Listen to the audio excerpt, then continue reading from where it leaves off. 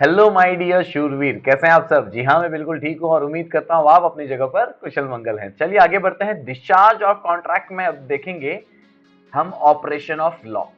ठीक है, हमने already by way of performance and by way of lapse of time contract discharge होते हैं, वो ऑलरेडी पिछले वीडियो में देख लिया है। तो अब बात करेंगे हम ऐसे कॉन्ट्रैक्ट जो डिस्चार्ज हो जाते हैं बाय ऑपरेशन ऑफ लॉ।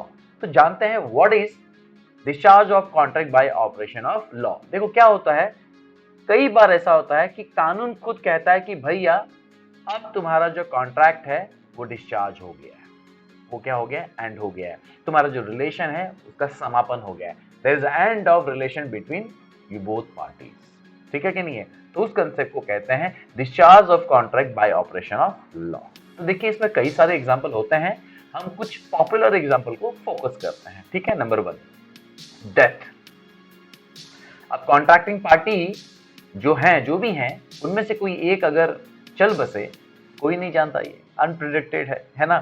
तो उस सिचुएशन में क्या, तो देखिए क्या लिखा है, if contract involves personal skill और एबिलिटी, मींस ये काम तो यही बंदा कर सकता था, दूसरा नहीं कर सकता। ठीक है कि नहीं है। और वो बंदा अगर मर जाए, बेचारा स्वर्गवासी हो जाए, तो उस समय जो भी कॉन्ट्रैक्टिंग पार्टीज थी, एक तो हालांकि मर चुके हैं, तो वो जो कॉन्ट्रैक्ट है वो डिस्चार्ज होता है बिकॉज ऑफ डेथ।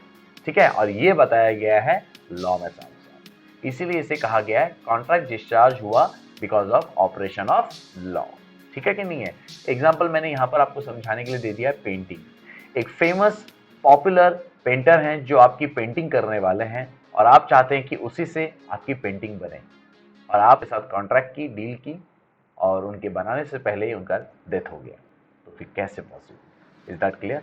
तो उसके कारण से क्या हो जाता है, कॉन्ट्रैक्ट वहीं का वहीं टर्मिनेट हो जाता है। ठीक है, चलो आगे बढ़ते हैं। इंसॉल्वेंसी, जब इंसान का दिवाला ही निकल जाए, बैंकक्रप्टी हो जाए, आई मीन आप समझ रहे ना, कॉन्ट्रैक्ट जब भी बनता है तो ऑफकोर्स उसमें कमर्शियल ट्रांजेक्शन्स होते हैं, पैसा मैटर करता है। अब जो वो बंदे के पास अब पैसा ही नहीं है, तो वो प्रॉमिस निभा कैसे पाएगा।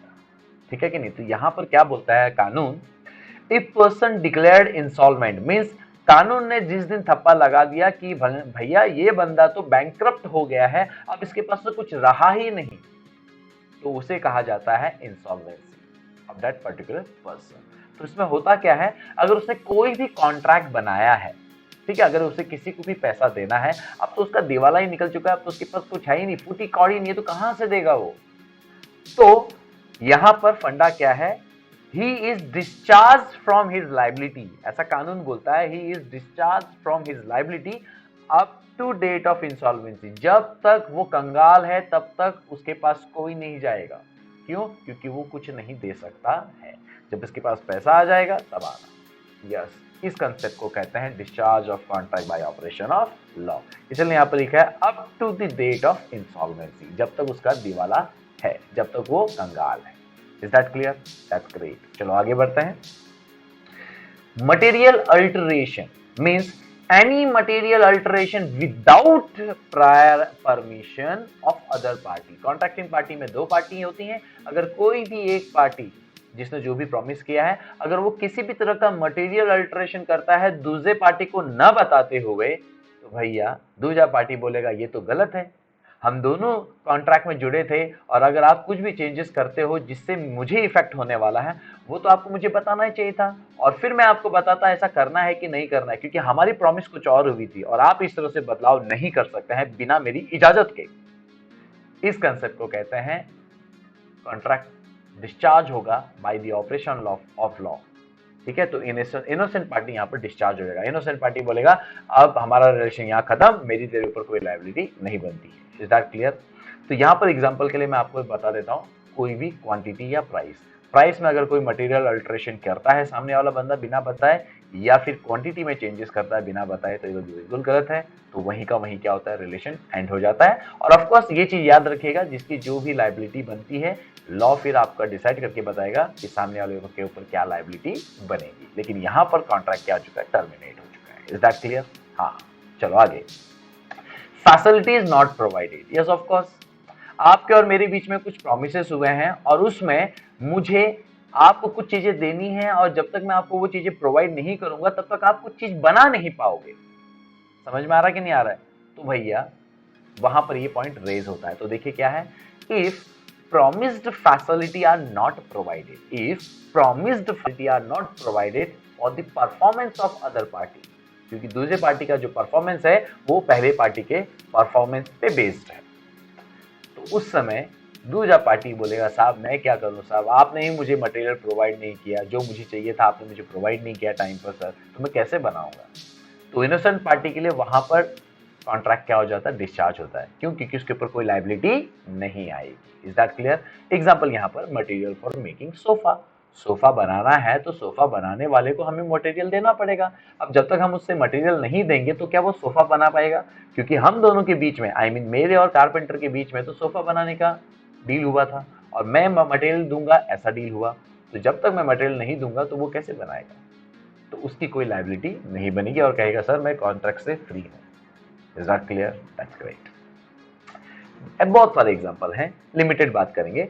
Accepting performance from third party, देखो कॉन्ट्रैक्ट तो दो पार्टी के बीच में बनेगा, अब कॉन्ट्रैक्ट के बाहर जो बंदा रहेगा वो थर्ड पार्टी होगा, है ना। और अगर आप किसी बाहर वाले बंदे से कॉन्ट्रैक्ट एक्सेप्ट करवा रहे हो तो जो कॉन्ट्रैक्ट पहले बना हुआ है वो कॉन्ट्रैक्ट आपस में नहीं रहेगा।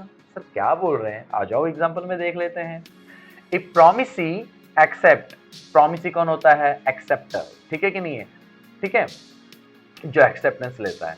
If promisee accept performance from third party, already contract बना हुआ है दो लोगों के बीच में और आप फिर भी किसी और तीसरे बंदे के पास जाकर कॉन्ट्रैक्ट करते हैं, तो प्रोमिसी कांट, क्योंकि इसी ने एक्सेप्ट किया ना, तो यही बंदा can't afterward enforce performance against promisor. ठीक है, तो भैया आपके बीच में जो पहला जो कॉन्ट्रैक्ट बना था उस कॉन्ट्रैक्ट में जो दूसरा पार्टी था, है ना, जो प्रोमिसर था, उससे आप कोई भी काम के लिए इन्फोर्समेंट नहीं करा सकते।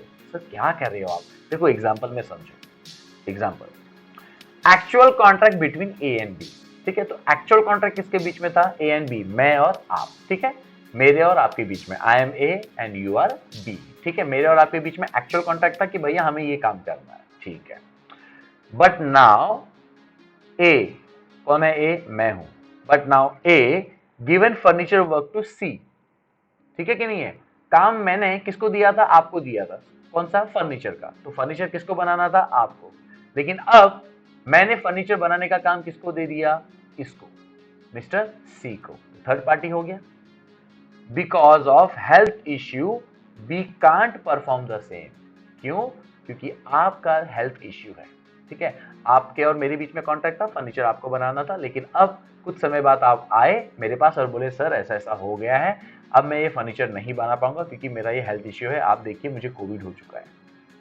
तो सर अभी आप जानते हैं और आपका काम बचा हुआ है, तो सर क्या करना है? तो बीच का रास्ता निकाला, बोला ठीक है, मैं किसी मेरे पहचान का बंदा है, मैंने कहा मेरे पहचान का बंदा है, मैं उससे बात कर लेता हूँ, मैं उससे डील करता हूँ, और मैंने वही किया, मैंने उसके साथ डील कर लिया। तो अब यहाँ पर मैं और थर्ड पार्टी इन्वॉल्व हो गए फर्नीचर बनाने के लिए। फर्नीचर मेरा काम है बनवा के लेना, वो बना के देगा, तो अब आपका कोई रोल ही नहीं है, ठीक है कि नहीं है?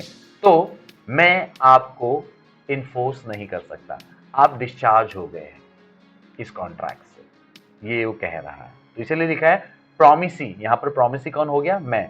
प्रोमिसी क्योंकि मैंने एक्सेप्ट किया ना मिस्टर सी का कॉन्ट्रैक्ट, तो promisee can't afterward enforce performance against promisor, ठीक है कि नहीं? तो यहां पर याद रख लीजिएगा एग्जांपल के बेस पर, यहां पर प्रोमिसी ए हो गया और यहां पर प्रोमिसर कौन हो गया? B. Is that clear? So I believe you understood very well. इतना कोई टफ नहीं था, फिर भी मैंने एक्सप्लेन कर लिया। And then last, performance excused by law.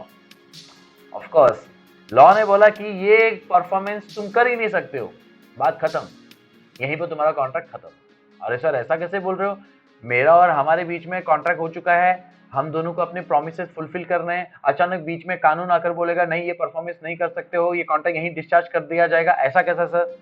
ध्यान से सुनो example, if any performance is excused by law then contract is discharge. Example एकदम सिंपल है, बैन ऑफ प्लास्टिक बैग। मेरे और आपके बीच में डील हुआ था कि मैं मान लो एक बहुत बड़ा शॉपिंग मॉल का, बिग बाजार है ना सबसे अच्छा example, I am a Big Bazaar Big Bazaar, okay, I am a Big Bazaar, और आप हो प्लास्टिक बैग्स बना के देने वाला जो बैग में बिग बाजार का प्रिंट करके दोगे। ऑफ कोर्स, तो मैंने आपको लॉट में काम दिया हुआ कि आप मुझे प्लास्टिक बैग्स मैन्युफैक्चर कर दो in the name of big बाजार, ठीक है, और आपने हमारे बीच में कॉन्ट्रैक्ट हो गया।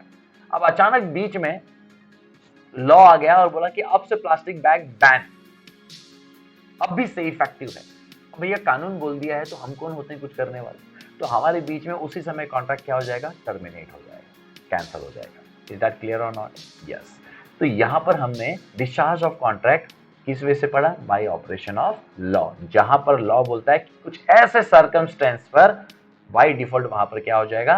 कॉन्ट्रैक्ट डिस्चार्ज हो जाएगा, या फिर जो इनोसेंट पार्टी है वो अपनी लायबिलिटी से क्या हो जाएगा? डिस्चार्ज हो जाएगा। इज दैट क्लियर और नॉट? मतलब आप कोई भी लीगल एक्शंस नहीं ले सकते हो, जो भी सेटलमेंट है एक लीगल वे में कंप्लीट हो जाए। Is that clear? So I believe you understood very well the discharge of contract by way of operation of law. तो मिलते हैं अगली बार, तब तक के लिए हौसले बुलंद, कामयाबी तुरंत, because attitude matters but positive. Thank you, bye.